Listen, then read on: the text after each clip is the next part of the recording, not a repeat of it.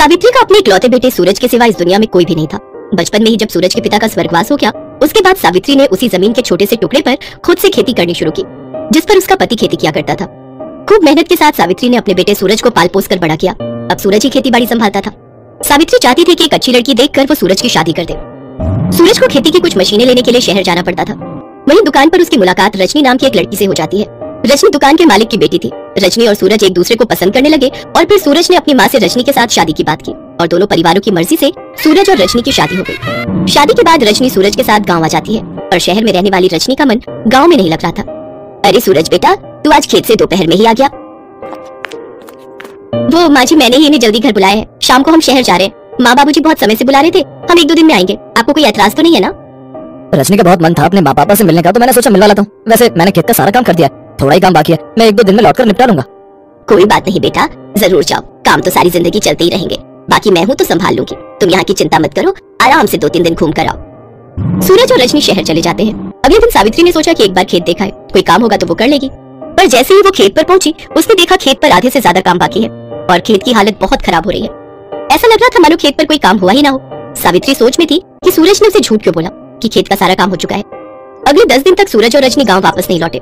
सावित्री को चिंता हो रही थी। सूरज 2-3 दिन बोलकर गया था, पर आज उसको गए 10 दिन हो गए, अभी तक नहीं लौटा। मुझे तो चिंता हो रही है। या तो उसकी जान पहचान के लड़कों से पूछती हूँ, उनके पास शायद उसका फोन का नंबर होगा। हाँ, ये ठीक रहेगा। सावित्री जैसे ही दरवाजे पर पहुंची, तभी सूरज और रजनी आ गए। अरे तुम दोनों, मैं तुम्हारी ही चिंता कर रही थी। अभी तेरे दोस्त मदन के पास जा रही थी कि उसके पास तेरा कहीं नंबर हो, पर अच्छा है तू आ गया। बहुत दिन लगा दिए, 2-3 दिन का बोल कर गए थे। माँ जी, आप तो आते से ही शुरू हो गई। हमें सांस तो लेने दो। और वैसे भी हम दोनों की नई शादी हुई है, शहर घूमने गए तो कुछ दिन तो लग ही जाने थे। इसमें इतना बौखलाने की क्या जरूरत थी?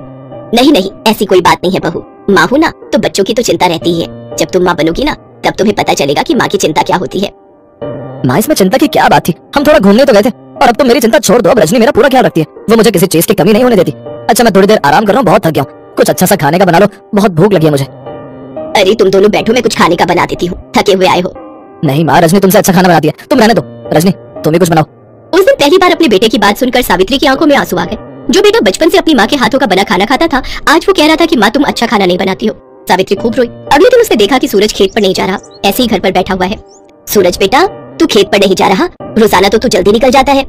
नहीं माँ, अब ये खेती बाड़ी मुझसे नहीं संभलती। मैं कुछ और काम करूंगा, ये खेती बाड़ी का काम तुम ही संभालो। खेती बाड़ी नहीं करेगा, अपना खेत नहीं संभालेगा, कोई और काम करेगा? मतलब ये है माँ जी कि अब हम गाँव में नहीं रहेंगे, हम दोनों शहर में रहेंगे। मेरे बाबूजी इन्हें शहर में मशीनों की नई दुकान खोल कर दे रहे हैं, इसीलिए बस कुछ दिनों बाद हम दोनों शहर में बस जाएंगे। सूरज, तू अपनी माँ को छोड़कर चला जाएगा। तेरे बिना मैं यहाँ अकेली क्या करूंगी बेटा? तू ही तो मेरा सहारा है, मैं तेरे बिना कैसे रहूंगी? माँ, मैं तुम्हारी वजह से अपनी पूरी जिंदगी थोड़ी खराब कर सकता हूँ। तुम तो आज हो कल नहीं रहोगी। मुझे तो रजनी के साथ रहना है ना, और रजनी अगर मेरे शहर रहने में खुश है तो मैं तो उसके साथ ही खुश रहूंगा ना।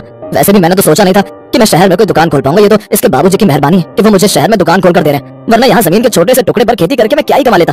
ये तो मैं बहुत खुश नसीब हूँ जो मुझे रजनी शहर में मिल गई। आज इसी की वजह से मैं शहर में रह पाऊंगा। और हाँ, हम लोग अगले हफ्ते शहर रहने जा रहे हैं। फिर कहोगे हमने बताया नहीं, इसलिए पहले बता रही हो। सावित्री के ऊपर तो मानो दुख की बिजली गिर गई। जिस बेटे को बचपन से अपने सीने से लगा कर रखा, पाल पोस कर इतना बड़ा किया, आज वही बेटा उसे छोड़कर अपनी पत्नी के साथ जा रहा है। सावित्री कुछ नहीं कर सकती थी। कुछ दिनों बाद सूरज और रजनी शहर चले गए। सावित्री के जीने का सहारा उसका बेटा उसे अकेला छोड़कर शहर रहने चला गया। एक बार भी सूरज ने अपनी माँ से नहीं कहा कि वो भी उसके साथ रहे। सूरज को गए 6 महीने हो गए थे, पर वो एक बार भी अपनी माँ से मिलने नहीं आया। सावित्री बहुत उदास रहने लगी और बहुत ज्यादा बीमार हो गई। जब गाँव वालों ने देखा कि सावित्री की हालत ठीक नहीं है, तो उन्होंने उसके बेटे सूरज को खबर दी, पर सूरज फिर भी नहीं आया। उसने गाँव में रहने वाले अपने एक दोस्त के मोबाइल फोन से अपनी माँ से बात की। सावित्री बिस्तर पर बीमार पड़ी थी। गाँव वालों से जो बन पड़ रहा था वो उसके लिए कर रहे थे, पर सावित्री की बीमारी का इलाज तो उसका अपना बेटा था। वो उससे मिलना चाहती थी। चाची, सूरज का फोन है, बात कर लो। क्या मेरे बेटे सूरज का फोन है? हाँ, ला बेटा, बात करवा। हेलो माँ। सूरज, मेरा बच्चा, मैं तुझे बहुत याद कर रही थी। तेरी आवाज सुने कितना समय हो गया। कैसा है तू? माँ, मैं ठीक हूँ। मदन बता रहा था तुम्हारी तबीयत ठीक नहीं है। नहीं नहीं, बिल्कुल ठीक है। तेरी आवाज सुन ली तो अब मैं बिल्कुल ठीक हो गई हूँ। सूरज बेटा, तेरे से मिलने का बहुत मन है, एक बार अपनी माँ से मिल जा।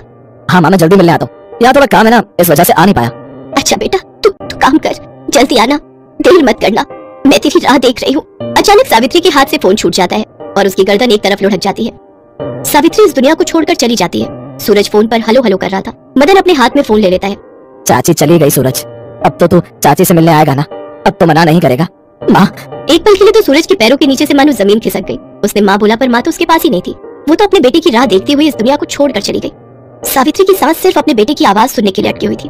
सूरज और रजनी गांव जाते हैं, सावित्री का अंतिम संस्कार करते हैं और शहर वापस लौट आते हैं। अक्सर ऐसा ही होता है, जो माता पिता बच्चों को जन्म देते हैं उन्हें अपने कलेजे से लगाकर बड़ा करते हैं। वही बच्चे जब अपने माता पिता को छोड़कर चले जाते हैं तो वो माता पिता उसी दिन मर जाते हैं, क्योंकि उनका दिल तो अपने बच्चों के साथ ही चला जाता है। इसलिए हमेशा अपने माता पिता को सम्मान दो। जीवन के उन पलों में जब उन्हें आपकी सबसे ज्यादा जरूरत होती है, उन पलों में उनका साथ कभी मत छोड़ो, क्योंकि ये पल आगे आपकी जिंदगी में भी आएंगे जब आपको अपने बच्चों की सबसे ज्यादा जरूरत होगी।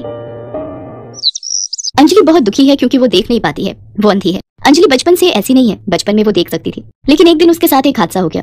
एक दिन स्कूल जाते समय रास्ते में एक गाड़ी ने अंजलि को जोर से धक्का मार दिया और अंजलि के सर के पीछे वाले हिस्से में चोट लग गई। उसे अस्पताल ले जाया गया, लेकिन डॉक्टर साहब ने साफ साफ कह दिया, देखिए लड़की तो बच जाएगी, लेकिन वो कभी भी देख नहीं पाएगी क्योंकि उसकी दोनों आंखें खराब हो गई हैं। उसके बाद से अंजलि अंधी हो गई। उसके माता पिता ने बहुत कोशिश की, बहुत सारे डॉक्टर भी दिखाए, लेकिन कोई फायदा नहीं हुआ। अंजलि अभी 25 साल की है, वो खुद का काम भी नहीं कर सकती है। उसकी माँ बिमला हमेशा उसके साथ रहती है। उसके पिता का नाम मनोहर है। मनोहर एक दुकान चलाता है और उसी से उन लोगों का घर चलता है। मनोहर और बिमला को बस एक ही चिंता है, सुनिए जी, हमारी बेटी 25 साल की हो गई है, अब तो उसकी शादी करवानी ही पड़ेगी। हाँ बिमला, वो तो है, लेकिन एक अंधी लड़की से कौन शादी करेगा? उसके लिए हमें दहेज में बहुत सारे पैसे देने होंगे। हमारे पास एक वो दुकान ही तो है, उसे गिरवी रखना होगा। इस तरह बिमला और मनोहर अंजलि की शादी को लेकर आपस में बात कर रहे होते हैं कि अंजलि ये सब सुन लेती है। वो एक छड़ी से रास्ता नापते हुए बिमला और मनोहर के पास जाती है और कहती है, माँ, दुकान गिरवी रखने की कोई जरूरत नहीं है, मेरे लिए आप लोग दुकान क्यों गिरवी रखेंगे? बेटी, हम तेरे माता पिता हैं, हम वही करेंगे जिसमें तेरा भला हो। तेरी शादी तो हम करवा के रहेंगे। अगले दिन मनोहर दुकान गिरवी रखकर बहुत सारे पैसे घर ले आता है और शादी के लिए 10 लाख रुपए दहेज देने का ऐलान कर देता है। ये खबर चारों तरफ फैल जाती है और अंजलि के लिए एक रिश्ता आता है। लड़के का नाम सुबोध है और उसकी माँ का नाम जानकी और सुबोध की बहन का नाम पायल है। तीनों मिलकर अंजलि को देखने आते हैं। अंजलि अंधी होने के बावजूद सज धज कर उन लोगों के लिए मिठाई ले आती है। उसकी शादी पक्की हो जाती है। मनोहर जानकी को दहेज के 10 लाख रुपए दे देता है और कुछ ही दिनों बाद अंजलि और सुबोध की शादी हो जाती है। अंजलि ससुराल चली जाती है। पहले के 2-3 दिन तो अच्छे से ही गुजरते हैं, मगर उसके बाद वाले दिन जानकी अंजलि से कहती है, बहू जाओ जाकर मेरा कमरा साफ कर दो। लेकिन माँ जी, मैं तो अंधी हूँ, मुझे कुछ भी दिखाई नहीं देता। तो क्या तुम्हें सर पर बिठा लें? तभी वहाँ पर अंजलि की ननद पायल आ जाती है और कहती है, भाभी भूल मत जाना कि तुम्हारा ससुराल है, मायका नहीं जो तुम हमेशा बस आराम करती रहोगी। यहाँ रहना है तो घर का कुछ काम तो करना ही पड़ेगा। नहीं नहीं पायल, मैं आराम नहीं करती हूँ, वो तो मुझे कुछ दिखता नहीं है, वरना काम करने से मुझे कोई ऐतराज नहीं है। अब जानकी चिल्लाना शुरू करती है, चुप रहकर मुही कामचोर कहेगी, हमेशा बस अंधी होने का फायदा उठाती है। जो बोल रही हूँ वो चुपचाप सुन ले, नहीं तो मार मार कर यहाँ से दफा कर दूंगी। ये सुनकर अंजलि घबरा जाती है, साथ साथ उसे बहुत डर भी लगने लगता है। डर के मारे वो बड़ी मुश्किल से चलते हुए जानकी के कमरे में जाती है और झाड़ू से कमरा साफ करने लगती है, लेकिन उसे तो कुछ दिख ही नहीं रहा था। ऐसे ही साफ करते करते झाड़ू टेबल पर रखे हुए फूलदानी से जाकर टकरा जाती है और फूलदानी नीचे गिरकर टूट जाता है और उस आवाज से जानकी और पायल वहाँ दौड़कर चले आते हैं। हाय हाय, सत्यानाश कर दिया, तोड़ दिया, मेरा सब कुछ तोड़ दिया। अंजलि रोते हुए माफी मांगने लगती है, माफ कर दीजिए, मुझसे गलती हो गई है, मुझे पता ही नहीं चला कि वहाँ कुछ है, मैं तो अंधी हूँ। फिर से वही बात, माँ भाभी ऐसे नहीं सुधरेगी। ये बोलकर पायल 2 डंडे लाती है और दोनों मिलकर अंजलि के ऊपर प्रहार करने लगते हैं। अंजलि रो पड़ती है। उसी रात को जब सुबोध घर लौटता है तब अंजलि उसे सब कुछ बताती है। ये सुनकर सुबोध अपनी माँ और बहन को ही सपोर्ट करता है। अंजलि समझ जाती है कि ये लोग ऐसे ही हैं। उसके बाद से हर रोज अंजलि के ऊपर अत्याचार चलता रहता है। कुछ दिन बाद सुबोध जानकी से कहता है, माँ, आपने दहेज के लिए शादी करने को बोला, मैंने कर लिया, मगर मैं नंदिनी से प्यार करता हूँ, मैं उससे शादी करना चाहता हूँ। माँ, मुझे पता है बेटा, मगर उसके पहले इस अंजलि का कुछ करना पड़ेगा। मेरे पास एक आइडिया है माँ। पायल आइडिया बताती है और सभी वो करने के लिए राजी हो जाते हैं। अगले दिन सुबोध अंजलि को एक अच्छे आंखों के डॉक्टर के पास ले जाने के बहाने घर से दूर ले जाता है। वो अंजलि को लेकर एक जंगल में पहुंच जाता है। घना जंगल, चारों तरफ कोई नहीं है। अंजलि को कुछ अजीब सा लगता है। वो कहती है, ये तो मुझे कहाँ ले आए हो? आसपास और कोई इंसान नहीं है क्या? हाँ है ना, तुम चिंता मत करो अंजलि, आज ही तुम्हारी आंखें बिल्कुल ठीक हो जाएंगी, तुम फिर से देख पाओगी। तुम यहीं पर रुको, मैं अभी आता हूँ, ठीक है? ये बोलकर सुबोध वहाँ से चला जाता है। अंजलि अकेली जंगल के बीचों बीच खड़ी रहती है। शाम हो जाती है। बहुत इंतजार के बाद भी जब सुबोध नहीं आता है तब अंजलि सब कुछ समझ जाती है और वो रोने लगती है। हे भगवान, ये मेरे साथ क्या हो रहा है? क्यों हो रहा है? मुझे पता है मेरे पति मुझे यहाँ छोड़कर भाग गया है, मैं अंधी हूँ, उसमें मेरी क्या गलती है? तभी वहाँ पर एक बूढ़ी औरत आ जाती है और अंजलि से कहती है, बेटी तुम्हारे पास कुछ खाने को मिलेगा? मैंने 2 दिन से कुछ नहीं खाया। अंजलि के पास सिर्फ 2 बिस्कुट थे। बूढ़ी औरत की दर्द भरी आवाज सुनकर अंजलि को दया आती है और वो 2 बिस्कुट उस औरत को दे देती है और अचानक से एक चमत्कार हो जाता है। वो बूढ़ी औरत जंगल की देवी में बदल जाती है। अंजलि, मैं इस जंगल की देवी हूँ। मैं बूढ़ी औरत के रूप में तेरी परीक्षा ले रही थी। तूने सब कुछ खो दिया है। तेरे पास सिर्फ 2 बिस्किट थे और वो भी तूने मुझे दे दिया। मैं प्रसन्न हूँ। बोल, तुझे क्या चाहिए? देवी, मैं अंधी हूँ, दया करके मेरी आंखों की रोशनी मुझे लौटा दीजिए। जंगल की देवी अपनी जादुई शक्ति से एक जादुई चश्मा लाती है। अंजलि, ये जादुई चश्मा है, इसे पहनते ही तुझे फिर से सब कुछ दिखाई देने लगेगा। अंजलि उस जादुई चश्मे को पहन लेती है और उसे सब कुछ दिखाई देने लगता है। पेड़ पौधे, आसमान, जमीन, सब कुछ। अंजलि खुशी से झूम उठती है। जंगल की देवी, आपका बहुत बहुत धन्यवाद, मुझे सब कुछ दिख रहा है। इतनी खुशी मुझे जिंदगी में कभी नहीं मिली। अंजलि जंगल की देवी को धन्यवाद देकर वहाँ से चली जाती है। वो इधर उधर घूमकर अगले दिन सुबह ससुराल पहुँचती है, लेकिन वहाँ जाकर अंजलि देखती है कि सुबोध ने नंदिनी नाम की एक लड़की से शादी कर ली है। अंजलि को देखकर वो लोग बहुत चौंक जाते हैं। अरे तुम कहाँ से आ गई? तुम्हें तो कुछ दिखाई नहीं देता है ना? हाँ हाँ, तुम तो अंधी हो, तुम्हें तो अब तक किसी जानवर के पेट में होना चाहिए था। इतने घने जंगल से तुम लौट कैसे आई? ये सुनकर हंसते हुए अंजलि कहती है मुझे पता है तुम लोग मुझे मारना चाहते थे, सिर्फ और सिर्फ दहेज के लिए तुम लोगों ने मुझे इस घर की बहू बनाया, लेकिन अब मैं सब कुछ देख सकती हूँ। अब मैं तुम सबको मजा चखाऊंगी।